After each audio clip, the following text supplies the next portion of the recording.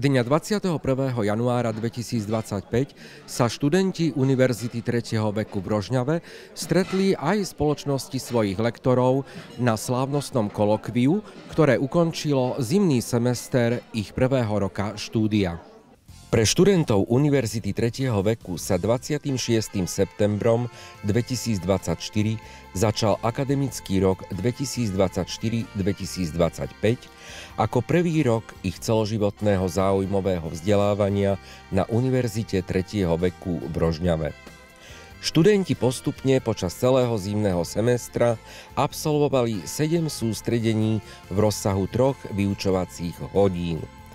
Počas jednotlivých popoludní strávených na akademickej pôde im naši lektori prinášali najnovšie informácie a praktické skúsenosti z oblasti sociálnych a zdravotníckych vied.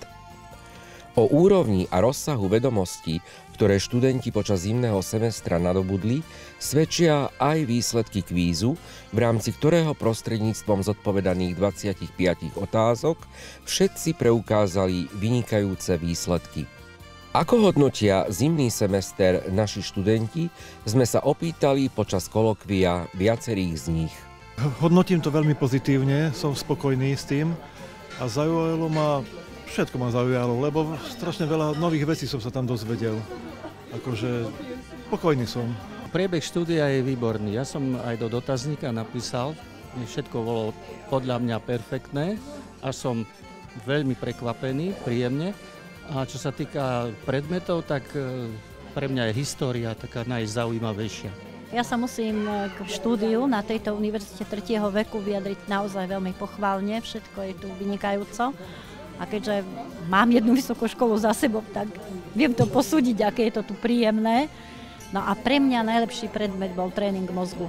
Hodnotím veľmi kladne. Veľa nám to dá seniorom, lebo stretávame sa, žijeme s tým a vzdelávame sa.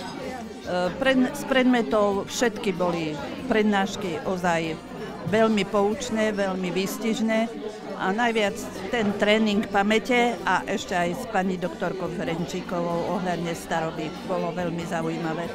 Vedenie detašovaného pracoviska blahoslavenej Sáry Šalkaházy v Rožňave ako organizačné zložky Vysokej školy zdravotníctva a sociálnej práce svätej Alžbety v Bratislave personálne zabezpečilo vzdelávanie na Univerzite 3. veku erudovanými odborníkmi z praxe, medzi ktoré patrí aj doktorka Daniela Lorko-Praznovská.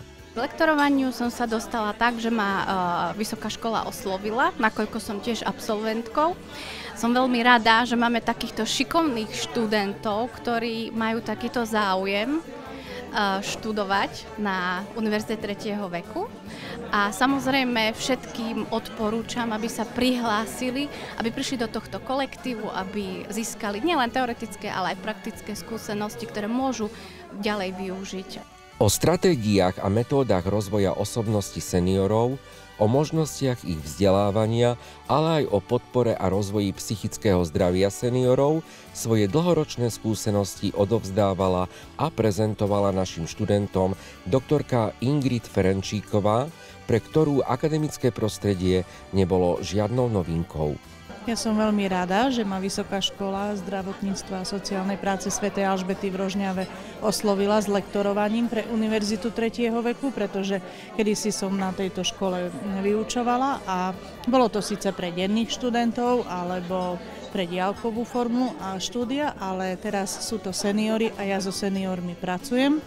Študentom určite obdivovala som u nich takú túžbu po vedomostiach, prípadne snažili sa overiť si možno vedomosti, ktoré mali v doterajšom živote, možno nejaké skúsenosti, ale čo ma tak milo potešilo, tak naozaj mali taký záujem o štúdium, neponáhľali sa čo najrýchlejšie skončiť, práve že toto u nich takáto otázka nebola.